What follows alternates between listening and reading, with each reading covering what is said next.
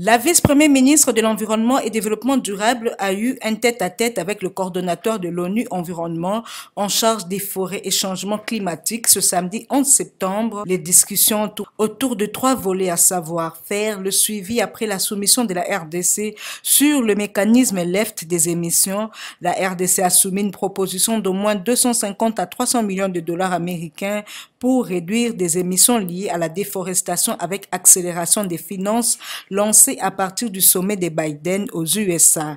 À cela s'ajoute un dialogue de haut niveau qui est en train d'être organisé dans le cadre des préparatifs de la COP26 sur la question de l'investissement forestier ainsi que les discussions sur le plan stratégique du prix du carbone. Dr Peter Oumounai, coordonnateur Afrique de l'ONU Environnement, explique.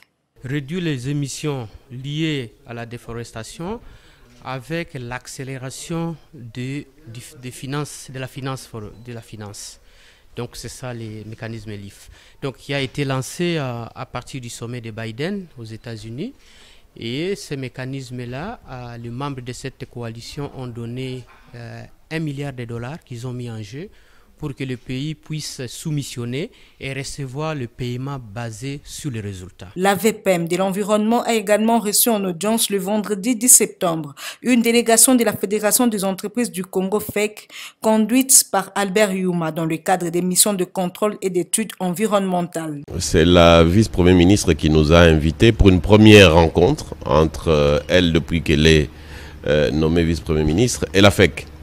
Donc nous avons répondu à cette invitation qui avait en fait, c'était d'abord une prise de contact. Et la vice-première ministre nous a rassuré qu'elle souhaitait nous rencontrer aujourd'hui comme des partenaires privilégiés. Le ministère de l'Environnement et du Développement durable est un ministère transversal qui couvre pratiquement tous les secteurs d'activité de la FEC. Qu'il s'agisse de l'industrie, de l'agriculture, des mines, de l'énergie.